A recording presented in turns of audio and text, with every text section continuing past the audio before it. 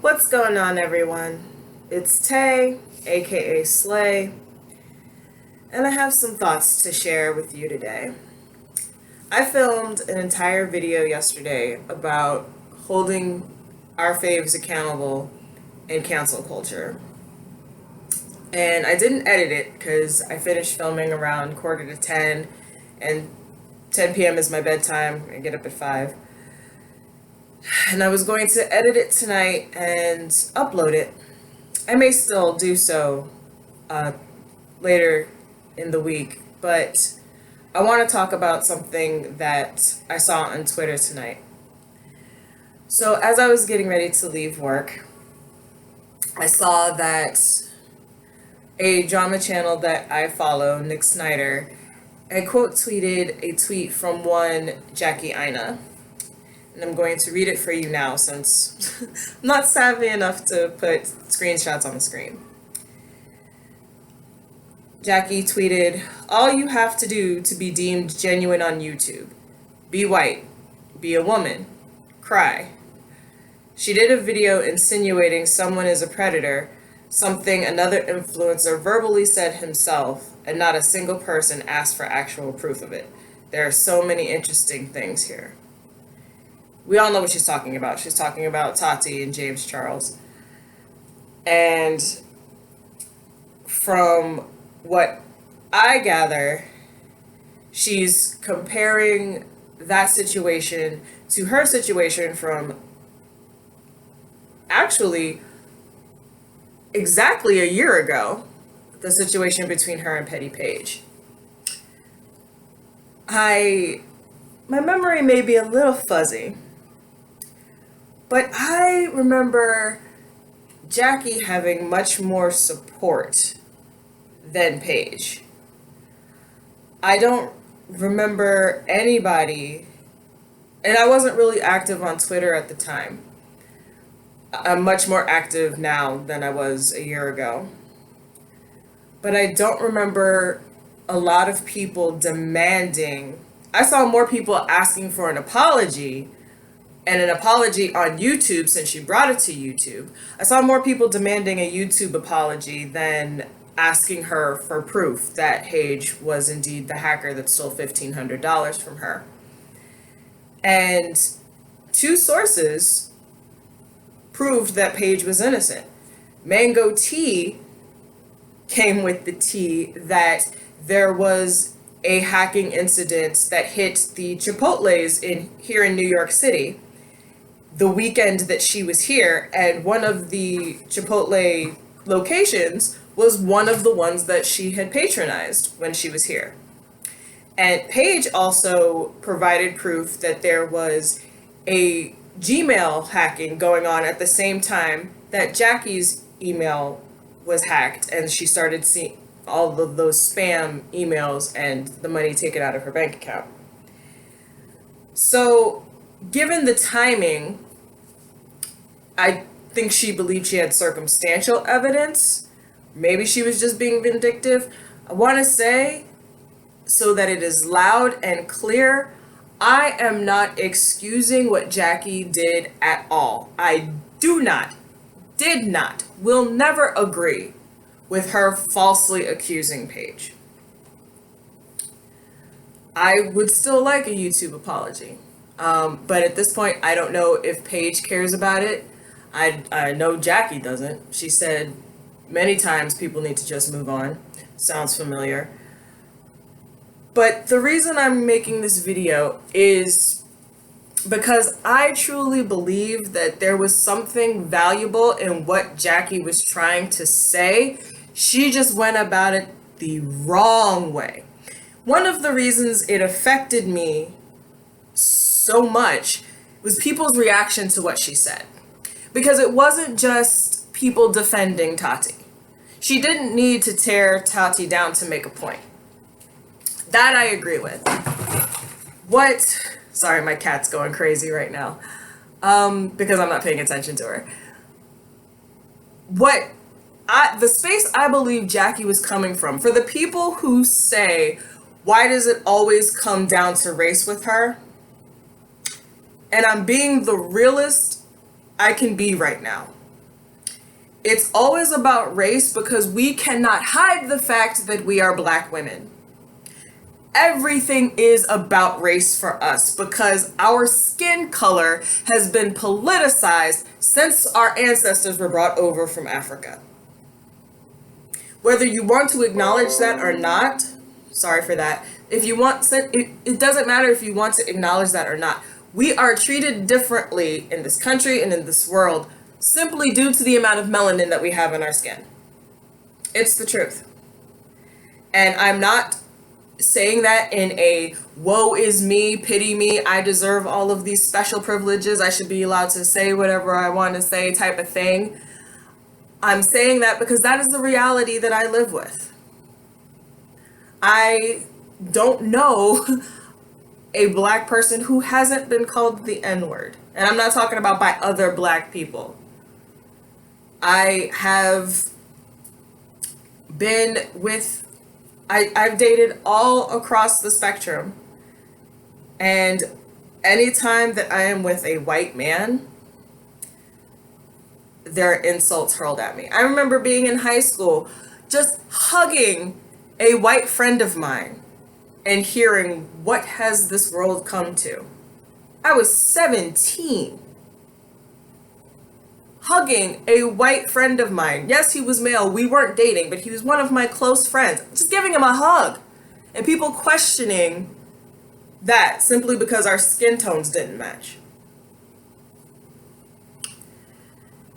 The point I believe Jackie was trying to make, and there is another thread that she tweeted out, and I just saw it. I'm not going to read through it because I don't want this video to be an hour long. But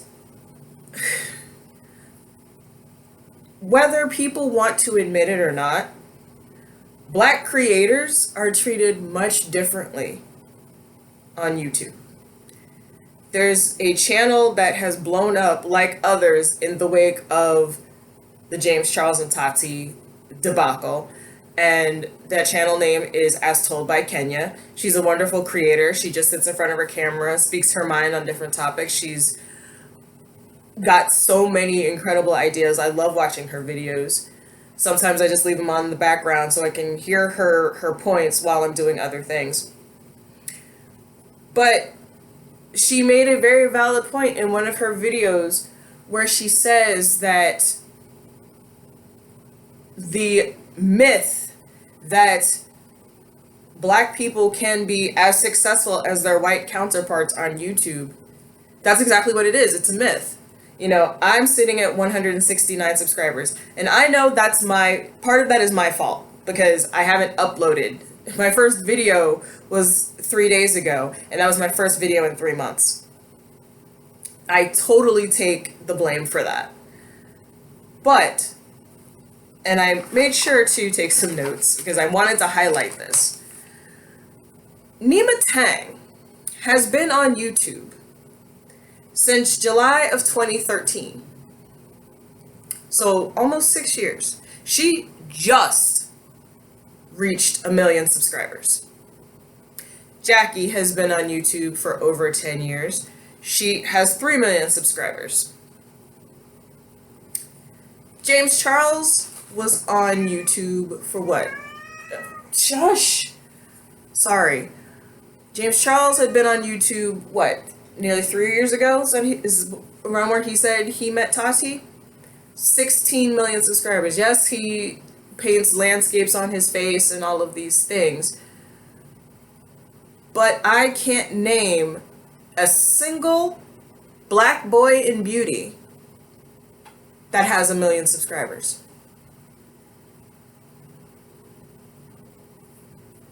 Alyssa Ashley, who has been on YouTube since January 9th of 2014, has 1,889,348 subscribers. It's My Ray Ray has 1.9 million, and she has been on YouTube since March 22nd, 2012. My fave, Makeup Shayla, has been on YouTube since April 12th, 2012, and is sitting at 722,515 subscribers. Yet Laura Lee, who has the same level of makeup skills that I have, before Dramageddon, celebrated 5 million subscribers.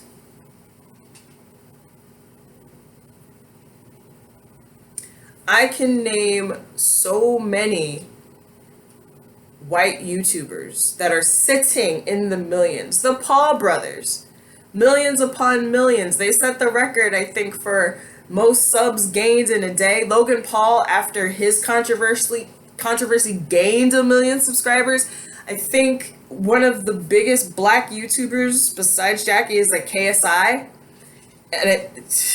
And I think that has a lot to do with him being not just black but British as well, so there's another layer there. Petty Page is a very successful black drama channel, but I can name all of the other drama channels that have grown, who have more subscribers than her. Granted, she took some time out she took a break from filming, things like that, and I know that affects numbers. But there's also my girl Sharita. Sharita explains it all. I don't see her anywhere near 100K subscribers, and she talks about the exact same things.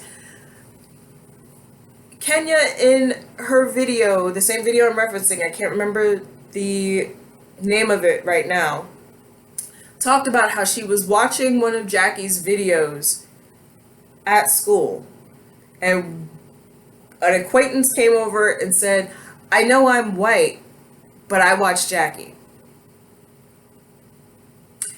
Just because a creator is black does not automatically mean that their content is only for black people. Yes, Jackie does speak on issues of race. That's why people come to her anytime they feel that there is any type of discrimination going on. And they're like, "Auntie Jackie, can you speak on this?" And she's even said, "I'm wary of this. Don't expect me to react every time something happens, because I need to protect my energy as well." And I agree with that.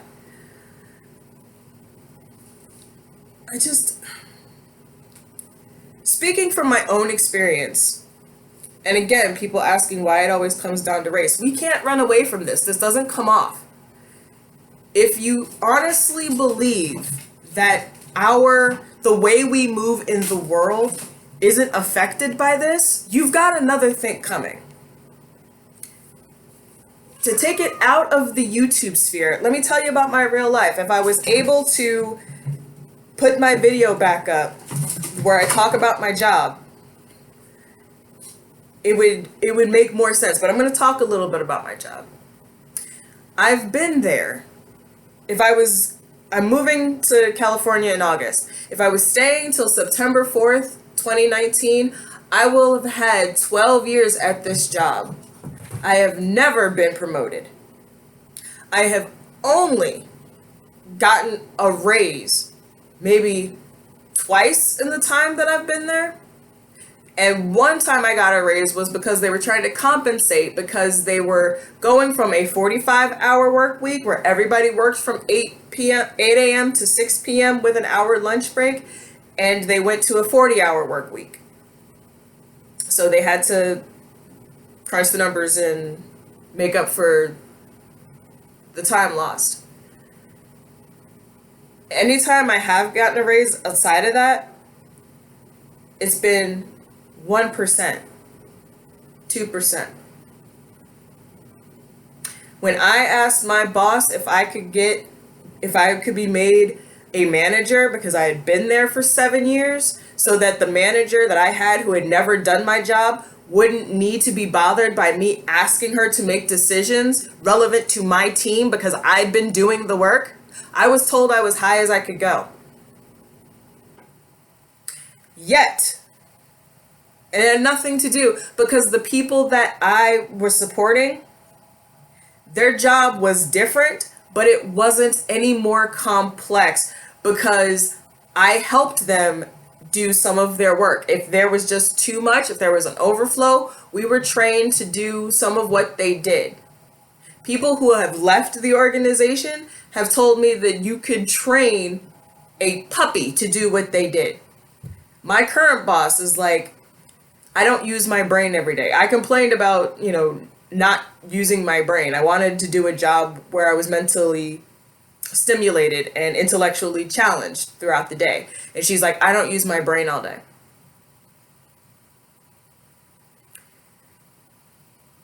And yet, when they needed help, they asked me if I had the capacity to take on a client, even though that's what I'd been asking to do for close to 12 years. I want you to remember that 12 years I had been at this job. There are 2 people who are now vice presidents who have been there only 6 months more than me. One is a white man and the other one is a white woman.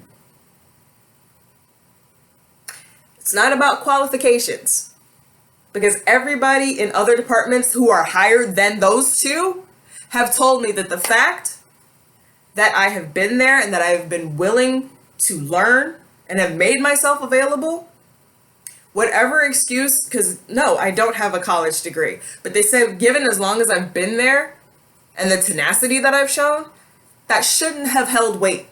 That excuse shouldn't hold water. And yes, those were other white people telling me that. There are people at my job who are Caucasian, who have wilded all the way out and still have their jobs.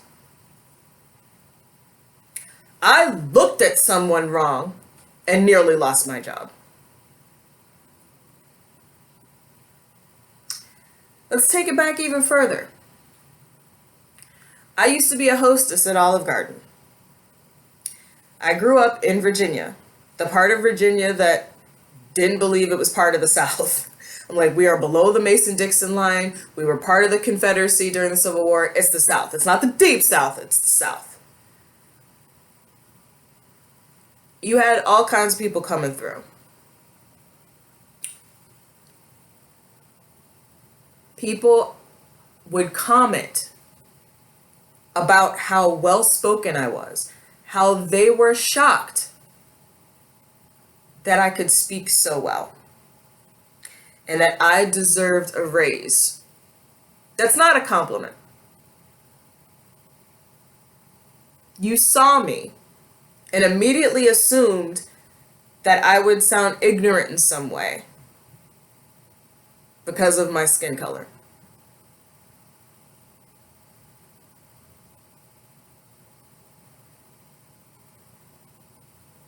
I've had guys tell me, and again, across all races, I've had white men, I've had Hispanic men, I've had Asian men, tell me that they would love to date me because they loved my personality, but they couldn't bring me home because their family would flip out if they brought home a black woman. I had a guy in college, white dude, who asked me out, and I only said no because I had just gotten out of a relationship and I was trying to heal from that.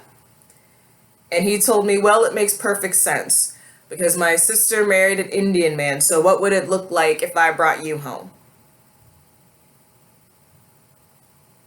A few years later, he married a man. So, it's, and I don't mean for that to come off the wrong way. It was just like, really? Being black affects how I move in the world. I'm terrified to learn how to drive. Well, I already know how to drive. I still have my license. What I meant to say was I'm terrified to drive in California because I don't want to be pulled over for a minor road violation and end up like Sandra Bland. Because we see it. If you go on any type of social media, Facebook, Instagram, Twitter, you see instances of unarmed black people being killed while they're following commands. This affects how I move in the world.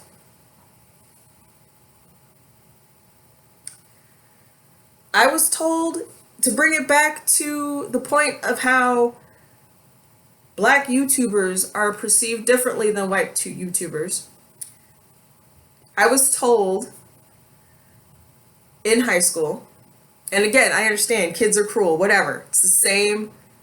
That makes no difference. The outcome is the same. I was told that if I was a white girl, because of the things that I was interested in, because of the way I carried myself, if I was white, I would be the most popular girl in school.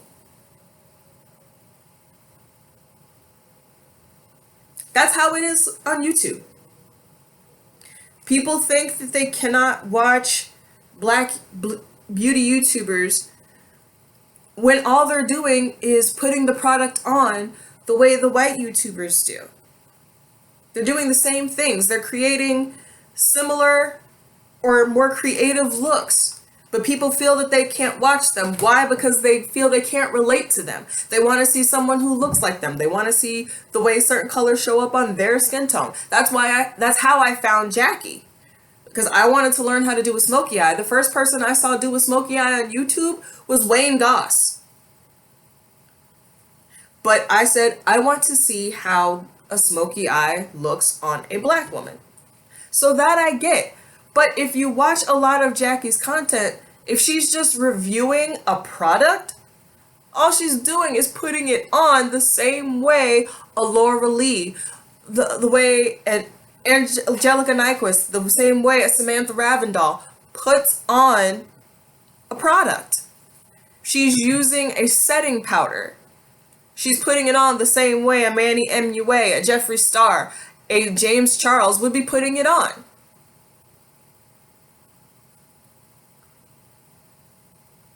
You see, I Love Sarai using a new lipstick. She's putting it on the same way Tati would put it on. But people feel they can't watch content creators of color because they think that's not for me because they don't look like me.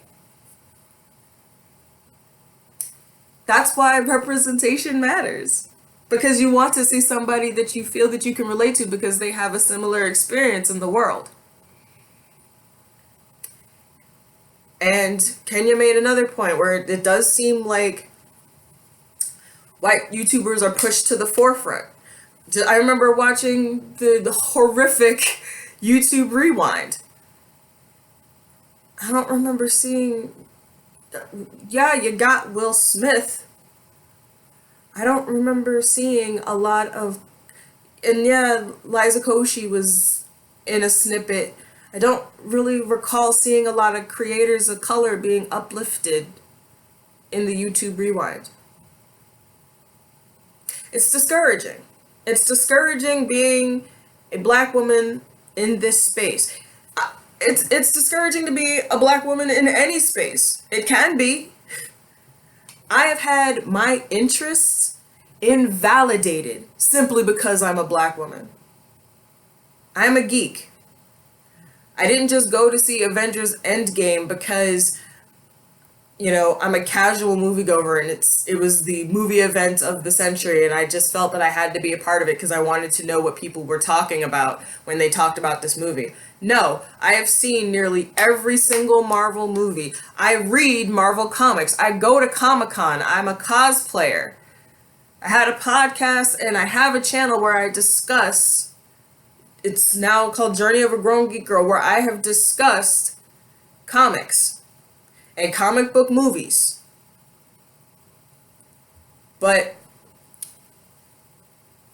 black women don't read comic books. Black women aren't into these things. If they are, it's just because they're trying to get the attention of a man. What?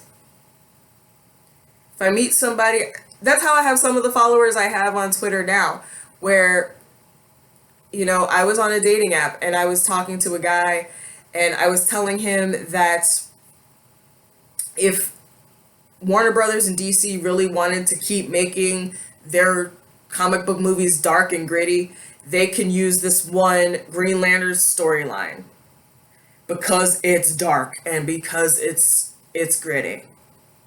And it would actually be perfect for a movie adaptation.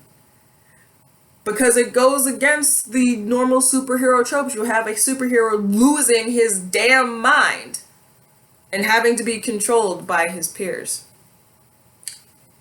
And he told me that never happened. I had to go to Google, I had to go to Wikipedia, I had to show him copies of these comics to prove to him that that existed. I wouldn't have had to do that if I was a white man. People saying that I can't... The fact that people are shocked by the fact that I like certain genres of music. There was a song by Johnny Cash that was released shortly before he died called God's Gonna Cut You Down. It's one of my favorite songs. I went to sing it at karaoke one night and a white dude asked me, who put you up to that? Nobody. It's one of my favorite songs. I can't like the song simply because it's Johnny fucking Cash. And he's a white man. It's a country rock song. I went to a club for a friend's birthday party. It was an 80s party. And Enter Sandman by Metallica came on. I fucking love Metallica. People were shocked that I knew that song. When they didn't. There were so many people there that didn't. They were like, what is this? I'm like, it's Metallica. How do you not? My brother, a nearly 47-year-old black man, his birthday is on Monday. My taste in music come from him because we were there pretty much at the dawn. I think I'm only a couple of years younger than MTV, maybe a year younger than MTV. MTV debuted in August of 1981. I was born in April of 82. So I'm 8 months younger than MTV. My brother would listen to hip hop. I mean, old school hip hop. And then we would watch Guns N' Roses. We would sing Sweet Child of Mine to each other. People think I shouldn't know who Axl Rose is because I'm a black woman. And yet we have Lil Nas X out here collabing with Billy Ray Cyrus because people don't think that his song should be on the country charts, even though it's a country song. It's a country ass song. How do I know that? Because I was raised listening to country. The first songs I ever learned to sing were Dolly Parton and Patsy Cline. The very first season of The Voice, they had auditions out here in New York. I went to audition with my best friend AJ. What song did I choose to sing? Crazy by Patsy Cline. Why? Because Patsy is an alto. I'm an alto. A lot of country singers, like the older country singers that I was raised on, are altos, and their songs sit comfortably in my range, and I can sing the shit out of those songs. But it sounds, it does something funny to the ear because I'm not a blonde-haired, blue-eyed white woman sitting here singing crazy. I'm crazy for feeling so lonely. I had a boyfriend tell me, because I said, why don't I try going to Nashville and because I really, really wanted to sing. And he was like, it was a white dude I was dating. He was like, that's not going to work. Sad to say, he's right, because there are black country artists who y'all don't know about because they're pushed to the side. Because they don't fit the traditional image. Forgetting that if you do a little bit of research, black people are the backbone of country music. The banjo came from an African instrument. A black man named the Grand Ole Opry. But you have to dig for that information.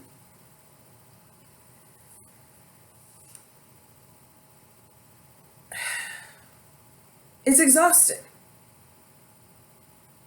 It's exhausting to have to move in a world where people tell you don't talk about race. However, we have no choice because it's thrown in our faces every day. And I'm not talking about just when we get up and we look in the mirror, you know? We are made very, very aware of who and what we are. I remember when my mother died, and not even just then, whenever I would break down because I struggled with depression, you know, people would be like, "Oh, you're strong. You're that strong black woman." That's a trope that's detrimental to black women because people tend to think that we can handle anything. We're not allowed to be vulnerable.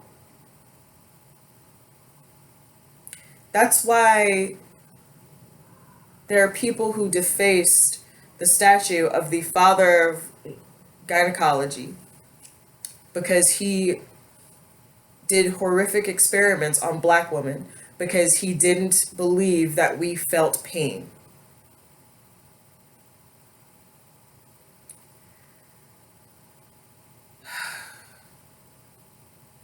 I'm going to wrap this up here. I know what Jackie was trying to say. And in another thread, like I said, she expounded upon it. There are certain people who, that's not what I meant to say. There are glaring differences in the way black YouTubers are treated. If a black creator, if KSI did what Logan Paul did with the suicide forest, there's no way he could have come back from that. He would have been hands hold. Period.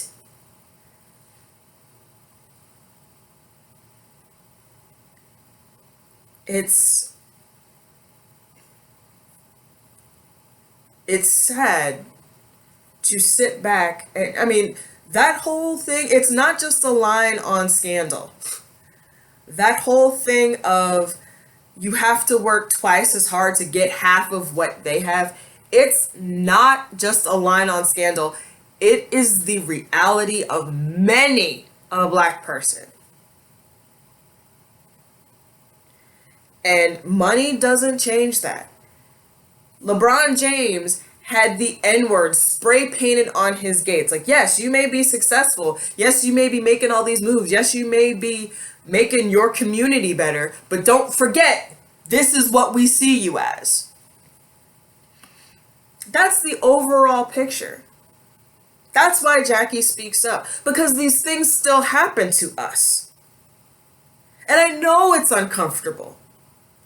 A few months ago, Jackie said something. It's like, why don't white people say excuse me? And people got all up in arms. They were like, if a black person said this, and if a white person said, why don't all black people say this, it would be an issue. Yeah, it'd be an issue because people would make it an issue. I'm not going to deny that. But the fact of the matter is, I've been in situations. There are many a black person that I know who have been in situations where white people have told them, I am who I am, and that's why you should move. You're beneath me. You have nooses being put up in schools. White people standing next to nooses smiling. Look it up on Google. There's a school district, I forgot which state it is, where the principal and 3 teachers were holding nooses and smiling, or holding a noose and smiling at it. Do you know what the sight of a noose does to a black person? And it may seem like I'm conflating everything, but all of these things are interconnected. This is our experience. And I said this on Twitter, I need people to stop belittling the experiences of black people when they speak up because it makes you uncomfortable or because you don't like the messenger. I understand, I'm going to keep saying it, I understand that the way Jackie went about this particular instance where she compared her situation to Tati's, she didn't have to tear Tati down or even bring Tati into it to make her point. But I'm not going to be mad at her for speaking up about the fact that black creators are treated much differently on this space, in this space of YouTube. I know I can work harder to push my content. And everybody can come with excuses. You don't have good camera quality. Your editing is choppy. You're this, you're that. But at the end of the day, I'm going to have to work so much harder to reach what I would call success.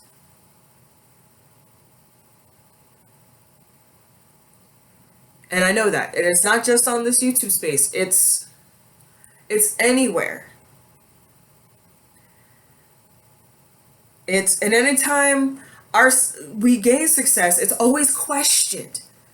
One of my friends on Facebook shared a lot of the stories that are coming out about these young black children who are being accepted to 30, 40, 50, 60 different colleges and earning millions in scholarships.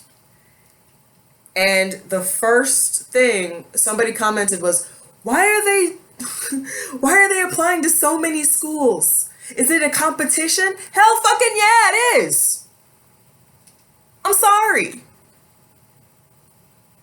Yeah, applying to schools, there could be a $25 fee, a $50 fee, a $75 fee.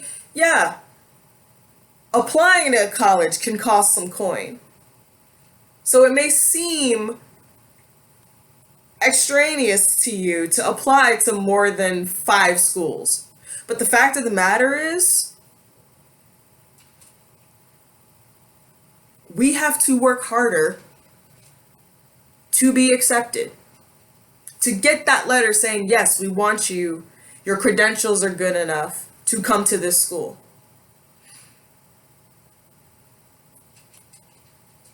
That's just facts. There are young people, young black people, who are the first in their family to go to college. They're trying to break the generational curse because it has been drilled into them that education is the key. And people think that we ask for handouts. And I remember a YouTuber, a black beauty boy on Twitter, being very upset because you have these amazing adult black men in beauty creating these fabulous looks, and yet a young white child was featured on ColourPop's page. And it was like, we worked so hard to gain a little bit of recognition. It just happens to be, ooh, a little white boy putting on makeup. This is so adorable. And I could go off on a whole nother tangent about how Georgetown University did a study about how black children are seen as less innocent. So there is that question of, had it been a little black boy, would they have reposted him? I don't know. Probably not. But James Charles told that YouTuber essentially to shut up. But James doesn't know that pain of being told and shown no. simply because of the color of your skin. He got turned away, he got told no, nobody wanted to touch him because he made a joke about going to Africa and hoping he didn't catch Ebola.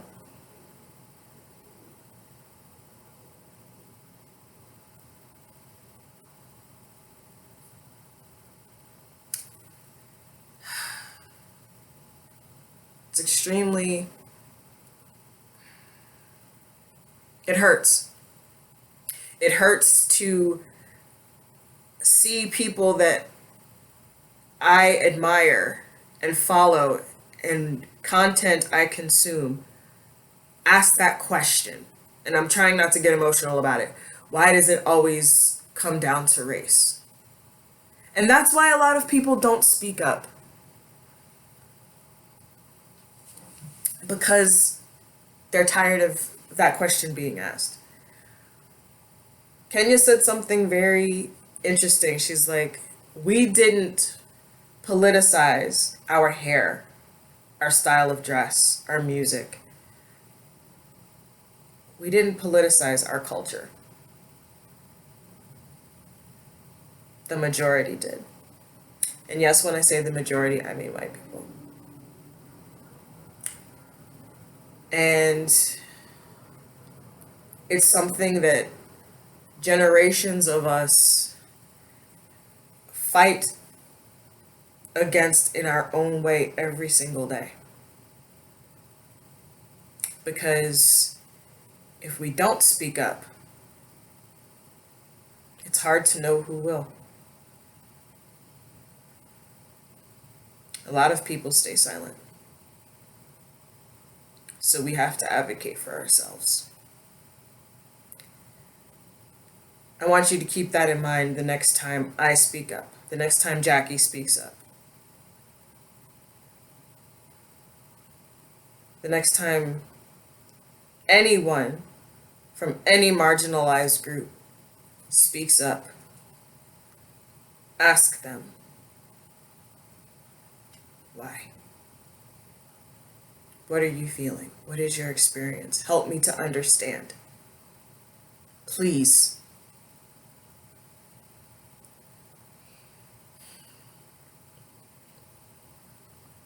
Ask them to help you understand.